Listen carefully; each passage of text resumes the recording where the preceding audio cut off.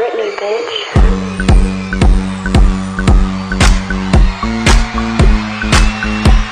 Je vais vous proposer plus de vidéos et plus régulièrement parce que je me suis rendu compte au fur et à mesure de ce mois-ci que c'était totalement réalisable pour moi, en tout cas pour l'instant avec mon emploi du temps actuel, de vous proposer au moins une vidéo par semaine. Non, je vais être honnête avec vous, moi-même, je sais pas pourquoi est-ce que j'ai annoncé un truc pareil. Je ne sais pas. Très franchement, je comprends pas ce qui m'a pris. Qui m'a demandé, je ne sais pas. Je vous ai manqué ?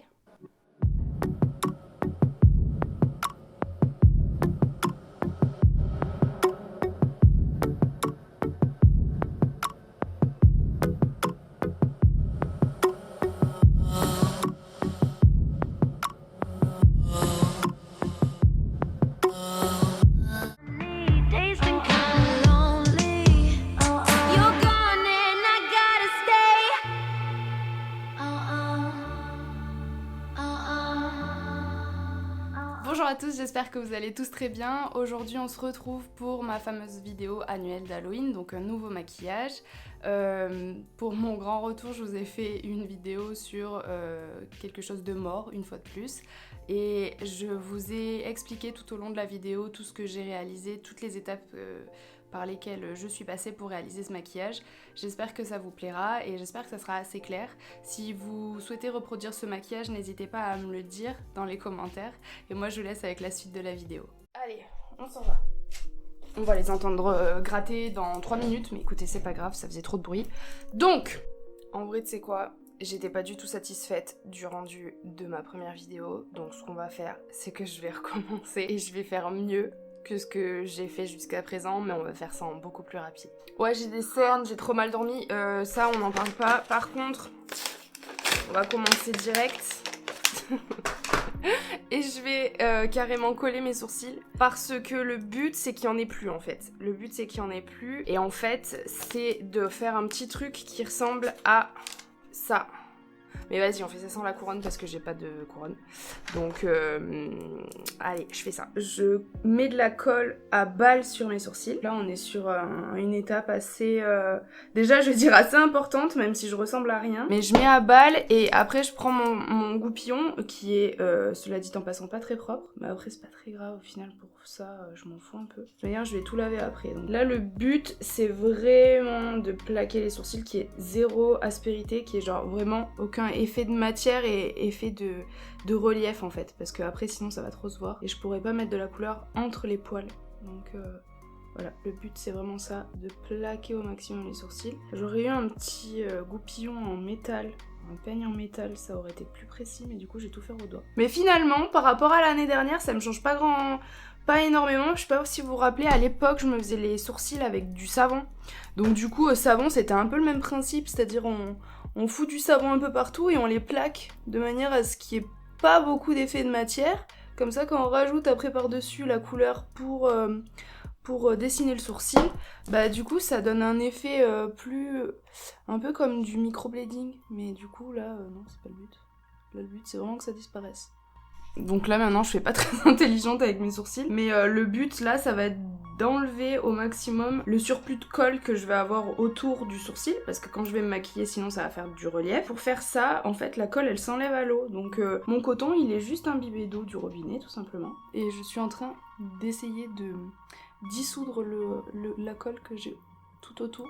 Donc là le but c'est vraiment d'assécher le sourcil une fois que t'as passé ta colle sur l'ensemble du sourcil et de l'avoir bien plaqué tout ça. Après on va appliquer de la poudre, et moi comme ma poudre libre que j'utilise en temps normal pour me maquiller elle coûte un bras, je vais pas l'utiliser pour cette étape et à la place je prends du talc. Donc ça c'est une petite astuce de rat, ça fera très bien le boulot. Voilà, on a toujours l'air très intelligent à cette étape, hein, vraiment. Alors maintenant pour camoufler au maximum la couleur du sourcil, je vais utiliser du fard gras orange, et pour ce faire je vous conseille vraiment de pas utiliser une éponge que vous aimez ou en tout cas que vous avez l'habitude d'utiliser, parce que le problème c'est que vous pourrez pas la nettoyer. Donc moi j'utilise des éponges qui sont jetables. Avec cette couleur là on va avoir vraiment un effet de camouflage, ça va vraiment contraster avec les poils qui sont un petit peu cendrés ou noirs, enfin voilà. J'utilise des des correcteurs que je n'utilise plus. En termes de correction, ceux-ci sont pas mal. Là, c'est le Best Skin Ever de Sephora et du coup, il est vraiment pas mal. Et vous voyez, j'en mets vraiment une grosse couche pour que, en fait, on voit plus le orange en dessous. En fait, à chaque fois que vous faites une étape, le mieux c'est de poudrer entre parce que comme ça, on va vraiment fixer les matières. Et après, vous pourrez réappliquer d'autres matières par-dessus sans qu'il y ait vraiment de transfert entre chacune d'entre elles. Donc là, vous voyez, on voit presque plus mon sourcil. Franchement, on est sur quelque chose de pas trop mal. Même moi, là, sur le retour, je vois vraiment qu'on voit pas grand-chose. Et c'est un peu flippant. Donc, je vais me dépêcher de faire la suite et puis je vous reprends juste après. Donc ça, c'est la première étape la plus importante et je dirais la plus spécifique. Parce que d'habitude, je garde les sourcils parce que justement, c'est trop chiant à faire cette étape. Donc là, on va passer à l'étape du teint. Donc, je vais mettre 2 pompes de fond de teint, mon fond de teint habituel, que je vais mettre sur le dos de ma main. Et je vais prendre mon éponge et je vais faire attention parce que du coup, mon éponge est humidifiée. Donc, je l'ai vraiment passée sous l'eau pour qu'elle gonfle. Et donc là, ce que je vais faire vraiment, c'est de la passer sur tout le visage. Mais en faisant vraiment attention au niveau des sourcils quand je vais la passer, de pas y mettre de l'eau parce que sinon, ça va enlever tout le travail qu'on a fait. Donc là, vous voyez, je vais juste passer mon fond de teint un petit peu partout déjà. Maintenant, l'anti-cerne, et là j'en mets la balle parce que on a beau être mort, on n'est pas fatigué.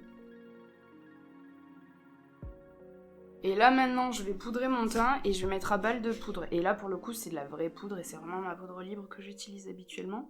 Et celle-ci elle est vraiment bien parce qu'elle est parfaite pour faire du baking. Mais moi je l'utilise vraiment en grosse couche et j'en mets sur tout le visage quoi, je fais pas juste sous les yeux.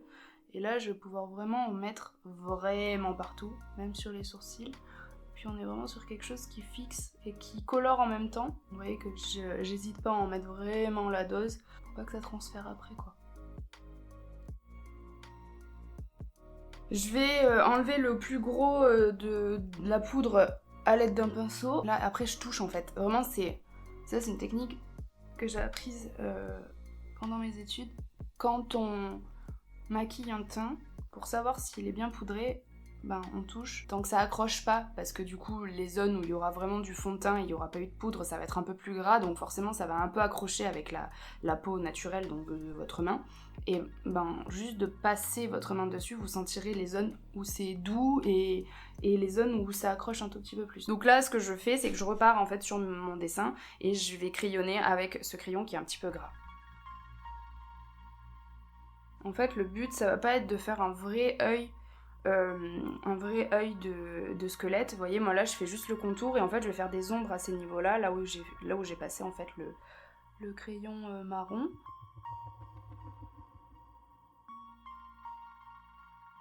Voilà, donc ensuite le nez. Alors le nez, c'est toujours mon très gros problème dans mes maquillages. Je trouve que soit ça fait potache, soit ça fait nez de chat, soit ça fait... Enfin, j'ai toujours beaucoup de mal avec le nez, donc là vraiment je vais partir sur un truc. Les personnes qui font des maquillages de squelette habituellement, elles ont toujours des petits nez. Donc moi, il est pas très gros mon nez, mais en fait la pointe, elle est vraiment ronde et du coup moi ça fait vraiment nez truffe en fait.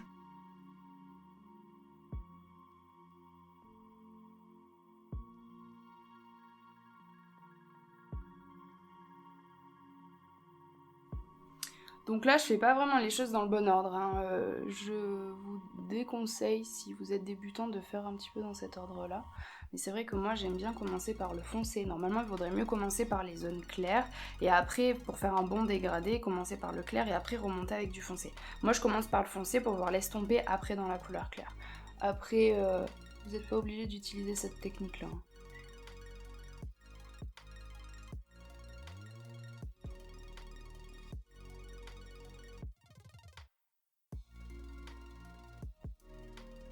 Donc là, je prends une couleur un peu plus claire, de manière à vraiment délimiter la zone. Et puis je vais vraiment fondre une couleur dans l'autre.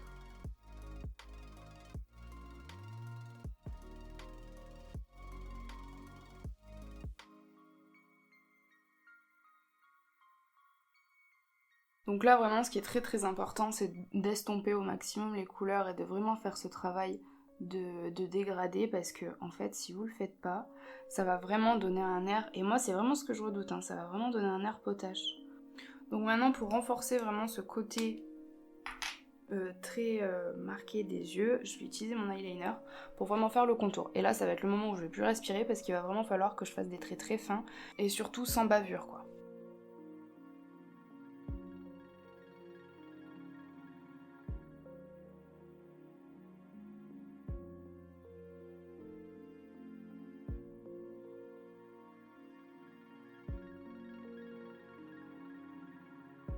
Donc maintenant au niveau du travail des yeux, ce que je vais faire c'est que je vais faire juste le dessous de mon œil. Le but c'est vraiment que j'ai un dessous d'œil très très noir, très marqué, puisqu'après je vais faire des coulures. Donc je vais utiliser un crayon que je vais tailler et ensuite je vais vraiment noircir que le dessous. Et au-dessus je vais faire une légère ligne avec un eyeliner pour que je puisse coller mes faux cils et que ça fasse pas trop bizarre avec la frange qui est déjà noircie en fait. Sinon ça va être un petit peu trop...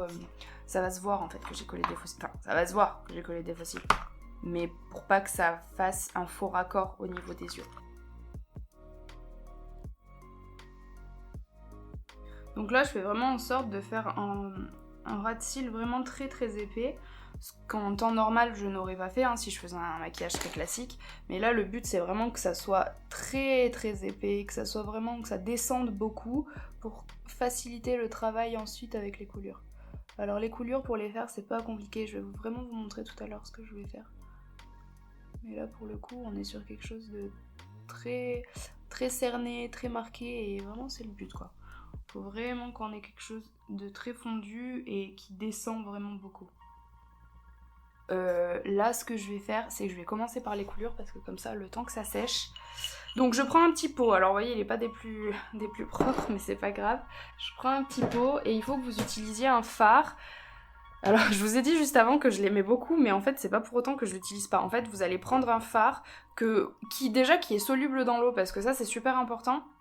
Si le fard n'est pas soluble dans l'eau, ça va avoir du mal à accrocher. Moi maintenant je vais prendre un fard que je vais vraiment émietter un petit peu, vous voyez, c'est vraiment celui-ci dont je vous parlais, je l'aime beaucoup, mais je le creuse en fait à chaque fois que je l'utilise, parce que justement je l'utilise pour plein de façons différentes, notamment pour créer des coulures. Et donc pour faire ça, je vais gratter un petit peu mon fard, et je vais le mettre dans mon petit pot. Et une fois qu'il sera, mais vous n'en avez pas besoin de beaucoup, vraiment... Je vais pas forcément vous montrer parce que du coup vous allez rien voir parce que le fond du pot était déjà noir à cause de la dernière fois, du dernier maquillage. Mais là ce que je vais faire en fait c'est que je vais gratter. Donc je gratte mon fard avec une petite spatule. Et une fois que j'ai de la poudre donc de fard, après si vous avez des fards libres noirs, ça peut être tout à fait faisable. Là moi je vais utiliser du fixateur et je vais, déjà je secoue, et je vais en mettre un petit peu de manière à ce que ça soit liquide. Avec mon pinceau, je vais mélanger et là c'est pas assez liquide à mon goût, c'est trop épais et en fait vous voyez il faut vraiment que ça soit comme de l'eau en fait, que ça soit de l'eau parce que du coup une fois que... Alors vous allez rien voir du tout donc ça sert à rien que je vous fasse ça sert à rien du tout. Mais le but là c'est vraiment que ça soit liquide pour qu'on va déposer une goutte et on va laisser couler.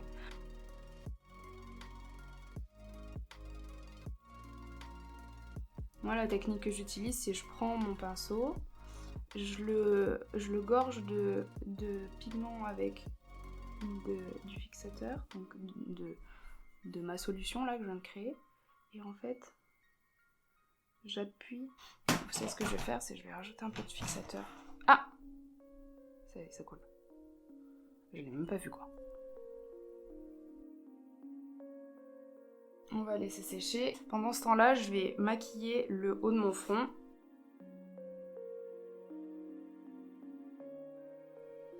Maintenant, ce que je vais faire, c'est que je vais rajouter de l'eyeliner blanc pour un petit peu donner des points de lumière et accentuer certaines zones que j'ai envie d'accentuer.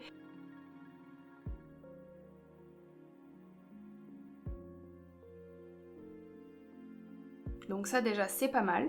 Ce que je vais faire maintenant, c'est que je vais prendre un goupillon et je vais faire des éclaboussures au niveau de mon visage. Je vais reprendre du coup mon mélange au pigment et je vais prendre un autre goupillon parce que là celui-ci c'est pas top. Et où est-ce qu'il était mon crayon à sourcil? Voilà, vous voyez, on est sur un effet vraiment éclaboussure. Alors après oui, vous en avez plein les dents par contre, faut pas avoir peur d'y aller quoi. Donc là maintenant ce que je vais venir faire en fait c'est que je vais nettoyer les gouttes les larmes qui ont coulé qui vont être en dessous de la mâchoire. Parce qu'en fait, quand on pleure, on en a qui coulent sur les lèvres, mais on n'en a pas sur les dents, quoi. Et je vais faire un travail d'ombre de manière à ce qu'on ait un effet un peu plus de relief.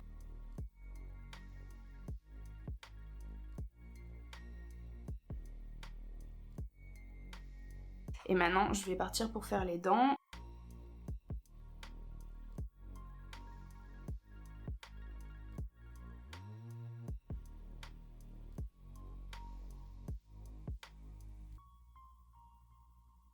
Donc là maintenant ce que je vais faire c'est que je vais noircir mon nez. Et pour intensifier le contour du nez, ce que je vais faire c'est que là je vais vraiment utiliser le vrai eyeliner. Et je vais vraiment me concentrer, que ça donne des contours très très nets. Ensuite je vais du coup m'attaquer à tout ce qui est au niveau du cou. Et là vraiment je vais faire un dessin très classique de squelette. Là maintenant ce que je fais c'est que j'utilise mon eyeliner noir de manière à vraiment tracer le contour des os. Par contre vous allez pas voir grand chose, donc c'est pour ça que je vais pas le montrer plus à la caméra, parce qu'il faut vraiment que je sois très près comme ça, donc vous voyez rien, et que je puisse vraiment observer ce que je fais au plus proche pour vraiment que ça soit très précis et très fin comme tracé. Et donc là maintenant que j'ai vraiment fait juste au niveau de mon cou, ce que je vais faire c'est que je vais tracer les petites veines avec mon pinceau très fin qui est utilisé normalement pour l'eyeliner, et je vais utiliser des veines, donc un fard bleu et un fard, alors je vous montre la palette, donc ce fard là qui est bleu et ce fard violet, et je vais les utiliser vraiment avec parcimonie de manière à ce que ça soit très que ce soit juste un tout petit peu coloré, mais non plus faut pas que ça soit flash quoi.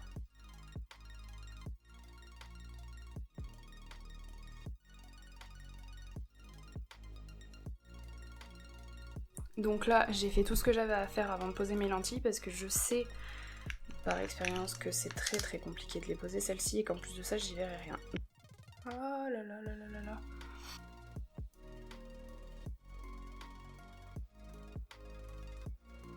Ah voilà.